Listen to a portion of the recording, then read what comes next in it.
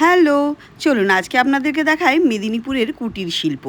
আমি আর রিদ্ধি বেরিয়েছিলাম একটু বাড়ির কাছেই একটু কাজে। তো তখন দেখতে পাই এদেরকে। মা হরিণগুলো দেখুন কি সুন্দর মানে বিচরণ করছে একদম জঙ্গল বিনায় একেবারে আমাদের বাড়ির সামনে। দেখে তো অদ্ভুত সুন্দর লাগছিল। এগুলো তৈরি হয়েছে নারকেলের ছোবড়া আর তার দিয়ে। এত সুন্দর ফিনিশিং আর গায়ের ডোরাকাটা দাগগুলোও বড্ড সুন্দর লাগছিল দেখতে।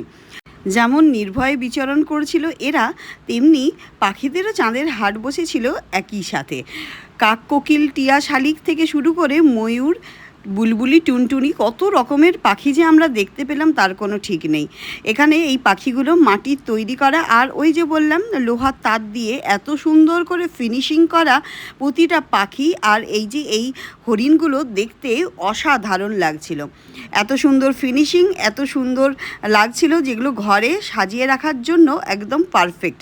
আর ঘরে এই ধরনের যদি জিনিস আপনি রাখেন তাহলে আপনার ঘরও হয়ে উঠবে ভীষণ সুন্দর। রিদ্ধি তো এই টিয়াগুলোকে দেখেই একদম পাগল। এগুলো ছিল ওই 130 টাকা করে জোড়া, আর হরিণগুলো ছিল 250 টাকা জোড়া। যদি আপনারা এগুলো কিনতে চান মেদিনীপুরের বাসিন্দারা, তাহলে আপনারা সেনকো গোল্ডের সামনে চলে আসবেন। মেদিনীপুরে কেরানিটোলায় সেনকো গোল্ডের সামনে এই ভদ্রলোক বসেছিলেন এবং উনি ওখানেই বসে বিক্রি করেন। তাই এখানে পায়রাগুলো দেখে রিদ্ধি বলছে, মাম্মা আর এই পায়রা দেখতে ইচ্ছে করছে না। কেন কি পায়রার গল্প তো আপনারাও জানেন কি বিরক্ত করে, কিন্তু পায়রার ফিনিশিংটা দেখুন কি সুন্দর হচ্ছে তৈরি করেছে।